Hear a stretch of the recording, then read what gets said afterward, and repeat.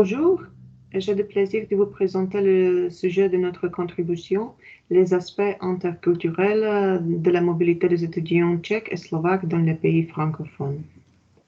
Mes collègues et moi traitons le thème de l'expérience interculturelle en lien avec la mobilité des étudiants universitaires. Moi, d'un point de vue psychologique, et Marie Tchevenkova avec sa collègue Anna Delalande, de la perspective des enseignantes de français. Notre présentation portera sur une recherche examinant les aspects interculturels de la mobilité des étudiants tchèques et slovaques dans les pays francophones. Dans la première partie, nous présenterons le contexte et la base théorique de l'étude sur l'expérience interculturelle en lien avec la mobilité en République tchèque et en Slovaquie. Dans la deuxième partie, nous dévoilerons les résultats de l'analyse des besoins des étudiants en économie qui ont permis d'identifier les situations problématiques et les différences interculturelles lors du séjour Erasmus à l'étranger. Et nous réfléchirons aux possibilités de développer des compétences en communication interculturelle comme préparation à la mobilité. Au début, je voudrais mentionner quelques informations de base concernant les thématiques étudiées. Tout d'abord, il s'agit des tendances des années récentes. Selon les statistiques, la forme la plus fréquente de migration, c'est un séjour de court terme et volontaire dans un pays étranger. Le groupe le plus important qui part à l'étranger est celui des jeunes de moins de 35 ans. Autre tendance importante, c'est la diminution d'intérêt et de la motivation des étudiants universitaires tchèques pour partir en mobilité internationale par rapport aux étudiants slovaques. En Slovaquie, cette diminution a été visible il y a 6 ans environ, mais depuis, le nombre d'étudiants partants est en augmentation. Nous devons également souligner le nombre croissant des étudiants étrangers qui arrivent à étudier en République tchèque et en Slovaquie. Nos pays représentent des destinations appréciées pour des raisons financières et pour celles des études. Concernant les recherches scientifiques des thématiques identifiées, il y a un manque d'études sur l'acculturation en général, ainsi que sur les spécificités des étudiants universitaires de notre contexte tchèque et slovaque. Les quelques études sur l'acculturation ne portent pas sur les étudiants universitaires ni la migration à court terme. Il serait souhaitable de mieux comprendre les questions spécifiques liées à la mobilité internationale pour pouvoir augmenter la motivation des étudiants de partir en Erasmus, surtout des étudiants tchèques, et aussi pour pouvoir préparer ces étudiants de façon plus efficace pour les futurs séjours d'études ou des séjours professionnels. Sur la base des recherches antérieures, on peut affirmer qu'il est nécessaire de percevoir la migration internationale des étudiants comme un phénomène avec contact interculturel et processus d'acculturation tout à fait complet. Mais il existe plusieurs différences par rapport aux autres types de migration. Les différences principales se trouvent dans l'intensité du contact, puis dans l'utilisation des ressources sociales lors de l'adaptation. Le degré de contact avec la culture d'accueil est également important, car il dépend de l'attitude et du choix de la stratégie d'acculturation des participants individuels à la mobilité, ainsi que de l'approche de la culture d'accueil vis-à-vis des étrangers. Sur la base de recherches antérieures, également la nôtre, on peut affirmer que les participants au séjour à l'étranger doivent connaître une période de transition pour relever les défis initiaux liés à l'environnement culturel différent et à leur fonctionnement dans celui-ci. Il est également important de créer un espace pour des interactions sociales significatives avec d'autres étudiants internationaux et la population locale, car ce sont eux qui contribuent de manière marquante à l'acculturation réussie dans le nouvel environnement culturel. Enfin, le développement des compétences linguistiques avant et pendant le séjour contribue de manière significative à une adaptation réussie, car elle facilite les interactions sociales. D'un point de vue théorique, on peut constater que l'acculturation ne signifie pas automatiquement un niveau de stress plus élevé, car le degré d'adaptation peut varier en fonction des facteurs individuels ou personnels de la vie. De plus, même une distance culturelle plus grande ne signifie pas automatiquement un déroulé d'acculturation différent. De manière générale, on peut donc souligner que l'expérience interculturelle contribue au développement de la personnalité d'adulte, notamment en augmentant la sensibilité des perceptions des différences interculturelles, la compréhension de la complexité des relations dans la société et aussi l'ouverture aux autres cultures. En général, les programmes de mobilité internationale permettent aux étudiants de vivre une expérience différente, de découvrir un autre système universitaire, d'approfondir leurs connaissances et compétences en langues étrangères, de connaître d'autres cultures et surtout leurs porteurs. Les jeunes diplômés qui ont effectué une mobilité internationale sont appréciés par les employeurs potentiels sur le marché du travail parce que grâce à cette expérience vécue dans un pays étranger, ils montrent leur capacité, leur autonomie, leur sens de responsabilité et la capacité de résoudre des problèmes. Mais ce qui est dommage, pendant ces dernières années, le nombre des étudiants universitaires en République tchèque qui souhaiteraient partir en séjour Erasmus diminue constamment. Les chiffres des étudiants partant en France et en Belgique sont en baisse depuis l'année universitaire 2014-2015. Étant donné que les étudiants, pendant leur séjour d'études, doivent s'adapter à de nombreuses situations nouvelles, doivent affronter des difficultés et utilisent comme moyen de communication une langue qui n'est pas leur langue maternelle, il leur sera utile une préparation adéquate. Dans ce but, nous avons entamé il y a 3 ans une recherche se basant sur les entretiens avec les étudiants tchèques et slovaques ayant déjà effectué leur mobilité dans un établissement d'enseignement supérieur francophone. Grâce à l'analyse des entretiens, nous avons pu identifier les besoins des étudiants liés au séjour et de ce fait de rendre leur préparation avant le départ plus efficace en adaptant le contenu des cours. Pour la suite, nous envisageons de créer un cours spécial en amont du stage Erasmus pour mieux préparer les étudiants aux exigences du séjour. Voici les questions de recherche principales que nous nous sommes posées. Quelles différences les étudiants ont-ils remarquées dans le système de programme d'études, d'enseignement, de méthodes d'enseignement et d'évaluation? Quelles lacunes et quels problèmes les étudiants ont-ils rencontrés pendant leur séjour d'études?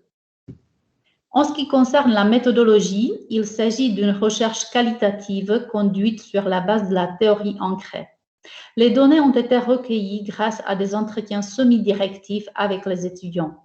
Ces entretiens ont été enregistrés par dictaphone, téléphone ou grâce au logiciel MS Teams entre mai 2019 et juillet 2020. 3 entretiens ont été réalisés en personne, 11 entretiens à distance. En ce qui concerne l'échantillon, nous avons interviewé 14 étudiants tchèques et slovaques de la faculté d'économie et d'administration de l'université Masaryk, âgés de 20 à 24 ans, qui ont effectué leur stage Erasmus pendant les semestres de printemps 2019, automne 2019 et printemps 2020. Quant aux différences entre les systèmes de programmes d'études et d'enseignement, les études aux écoles de commerce rappelaient plutôt les études à l'école secondaire. Les étudiants y sont répartis en classes comptant d'habitude une trentaine de personnes qui ne changent pas au cours du semestre. Les études à l'université ressemblaient plus aux études à leur université de départ. Les étudiants ressentaient aussi des différences entre les exigences et le contenu des cours de l'université étrangère et de celle de la leur. Le manque de crédit au moment de la création de l'emploi du temps ou à la fin du semestre était un problème qui ne dépendait pas de la bonne volonté des étudiants. Les règles requises par les enseignants concernant les retards ou les rafraîchissements pendant les cours étaient considérées comme plus strictes par rapport à l'université tchèque. Les méthodes d'enseignement variaient selon le type d'établissement. Il y avait des cours donnés sous forme de cours magistraux consistant en un enseignement purement frontal et souvent en un simple recopiage des informations écrites au tableau, mais aussi des cours où c'étaient les étudiants qui devaient être actifs de manière à créer le contenu du cours, à interagir avec les autres. Quant à l'évaluation du travail des étudiants, 3 thèmes ont surgi. Premièrement, c'est le type de tâches qui sont évaluées. Dans les pays francophones, les étudiants ont à faire beaucoup plus de devoirs écrits, tels que synthèse et argumentation, ou oraux, tels que résolution de problèmes, tandis qu'en République tchèque, à part la préparation de projets ou de présentations, ce sont encore très souvent des tests QCM ou devoirs sous forme de reports dans le système universitaire. Deuxièmement, c'est le format de la période d'examen. Tandis qu'en République tchèque, la période d'examen est de 6 semaines après la fin des cours. Les étudiants ont 3 essais pour réussir leur examen pendant cette période. Dans les pays francophones, c'était souvent 1 jour ou 1 semaine après la fin des cours.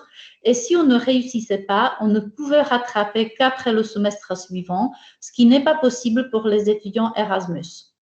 Les enseignants ne donnaient pas autant d'informations sur la forme et sur le contenu des examens que dans leur université d'origine, où ils faisaient plus d'entraînement pour les tests en classe. Troisièmement, les étudiants ne recevaient pas souvent de retour sur leur travail, ou bien, si retour il y avait, le nombre de points obtenus n'était pas clair. Pour répondre à la deuxième question de recherche, nous pouvons dire que certains problèmes sont dus aux imperfections des contrats Erasmus existants, par exemple à l'impossibilité de s'inscrire au cours de licence comme étudiant en master et vice-versa, et aussi au manque d'informations sur les syllabus des cours à choisir. Malheureusement, c'est quelque chose que nous, en tant que professeurs de langue, ne pouvons pas influencer, mais au moins nous essayons de le rendre connu. Ce que nous pouvons, dans une certaine mesure, influencer, c'est la préparation des étudiants au choc culturel en classe. Nous pouvons nous concentrer sur leur capacité de compréhension en langue étrangère et les préparer mieux à entrer en relation avec d'autres personnes. Beaucoup d'étudiants regrettent que l'université tchèque ne reconnaisse les cours effectués pendant le séjour Erasmus qu'en tant que facultatif et que de nombreux professeurs pensent que le séjour Erasmus est une grande fête, tandis que les étudiants ont dû faire pas mal d'efforts pour réussir leurs examens à 2 universités en même temps. Vu qu'une partie d'étudiants de notre échantillon ont effectué leur séjour d'études au printemps dernier, au moment où la pandémie a commencé, beaucoup de difficultés qu'ils avaient à résoudre avaient été provoquées par cette situation inattendue. Pour résumer cette partie de l'analyse, on peut dire que les étudiants considèrent le début de la pandémie comme une période très stressante résultant du manque d'informations. Les informations changeaient sans cesse et il était donc très difficile de prendre une décision concernant la suite du séjour. Pour négocier leur départ et chercher le meilleur moyen de transport pour se rendre au point de destination, les étudiants ont été obligés de communiquer rapidement et avec souplesse par écrit ou par téléphone avec des services universitaires, enseignants, compagnies aériennes ou de bus, les ambassades tchèques et slovaques. Sur le plan financier, la situation était également incertaine et confuse. Les étudiants craignaient de devoir rendre leur bourse et payer des pénalités pour résiliation anticipée du bail. Ils ont aussi dû faire face aux conséquences émotionnelles de la pandémie, par exemple à l'impossibilité de dire au revoir à leurs copains de classe ou à rester en quarantaine après l'arrivée dans leur pays. La situation sanitaire a fortement influencé leurs études, car certains cours ont été terminés plus tôt, d'autres se sont poursuivis en ligne, mais forcément avec une ambiance et une intensité de travail différentes. Dans cette dernière partie de notre présentation, nous voudrions résumer les informations les plus importantes et présenter la piste que nous voudrions suivre dans les étapes suivantes de notre travail. Il est évident que la préparation des étudiants pour la mobilité dans des pays étrangers a une importance significative. Si elle est proposée déjà dans les universités d'origine, elle pourrait rassurer les étudiants hésitants, motiver d'autres étudiants et ainsi aider à augmenter le nombre d'étudiants partant à l'étranger. Grâce à l'analyse des besoins préalables, un cours préparé sur mesure et contenant des approches méthodologiques diverses pourrait constituer une solution. Aussi, nous voudrions souligner l'importance des étudiants étrangers en stage Erasmus dans notre université et les inviter à discuter avec nos étudiants pour offrir des activités de développement de la compétence interculturelle grâce au regard des individus d'un contexte culturel différent sur notre propre culture, donc un regard extérieur sur soi-même. En lien avec les résultats de notre recherche, l'accent devrait être mis sur le développement de la compétence linguistique en français, en insistant sur les exercices de synthèse, analyse ou argumentation, mais aussi sur la capacité de prise de notes. Les activités devraient familiariser les étudiants beaucoup plus avec la langue de jeunes, langage SMS, abréviation et la thématique liée avec le séjour Erasmus, donc démarche administrative et vie à l'université. Pour développer la compétence socioculturelle et discursive des étudiants, nous voudrions utiliser le témoignage de notre recherche pour créer des exemples de simulation d'un problème à résoudre, études de cas ou de jeux de rôle inspirés par le vécu de nos répondants. Nous envisageons aussi d'aider les étudiants à prendre plus de confiance en eux dans la communication, à apprendre à s'engager dans une conversation, l'initier ou maintenir la conversation sur des thématiques diverses. Les exemples de situations de communication présentées dans les activités pourraient mener à des discussions sur la stratégie de communication et le comportement des uns et des autres dans des situations difficiles. Les ateliers, les activités et les ateliers devraient être centrés sur le développement de la compétence interculturelle des étudiants et sur la sensibilisation sur le processus d'adaptation d'un individu dans une autre culture, donc également sur l'acculturation à différentes phases d'ajustement interculturel et la stratégie d'adaptation, coping strategies, comme réaction à un éventuel choc culturel. Nous voudrions aussi nous engager dans la sensibilisation sur l'importance du programme Erasmus+, dans les universités tchèques et slovaques. Selon le témoignage des étudiants sur la difficulté de validation des résultats d'études dans une université étrangère, il y a la nécessité d'une meilleure acceptation académique et morale du séjour d'études à l'étranger. Nous voudrions, avec le vice-doyen pour l'internationalisation, avec lequel nous sommes déjà en contact, éviter ou au moins diminuer les soucis auxquels les étudiants sont confrontés après leur retour, comme par exemple la prolongation du temps d'études. Nous voudrions également encourager d'autres collègues en République tchèque et en Slovaquie pour qu'ils s'engagent davantage dans la recherche sur l'acculturation et l'expérience des étudiants en mobilité et être ainsi plus au service du groupe cible. Nous voudrions aussi communiquer et coopérer plus avec les spécialistes d'autres disciplines, par exemple en management ou en sociologie. De plus, nous sommes déjà en train d'élargir l'échantillon de nos répondants en faisant des entretiens avec les employés des services internationaux des universités d'accueil, ce qui devrait nous permettre de comprendre la problématique et le manque d'un nouveau point de vue. Les prochaines étapes de notre travail vont comprendre de nouveaux entretiens avec les étudiants tchèques et slovaques en mobilité. Pour souligner l'aspect longitudinal, nous voudrions suivre les étudiants pendant la mobilité, au minimum grâce à un échange d'emails tout au long de la mobilité. Avant, c'était un entretien après le retour. Le fait que nous travaillons sur les entretiens avec les étudiants depuis plusieurs années déjà vont nous permettre d'identifier les mesures changeantes sous Covid, le défi que cela représente pour les étudiants et leur façon de gérer cette situation. Cet aspect psychologique peut être étudié grâce à notre association avec Daniela, qui est psychologue de formation. Notre travail nous amène vers la création d'un cours de préparation que nous voudrions expérimenter à partir de l'année académique 2022-2023, tout en lien avec la stratégie d'internationalisation de l'Université Masaryk. Nous voudrions bien sûr mesurer l'effectivité du cours en suivant les étudiants pendant la mobilité. Donc, voici les sources que nous avons utilisées et nous vous remercions pour votre attention.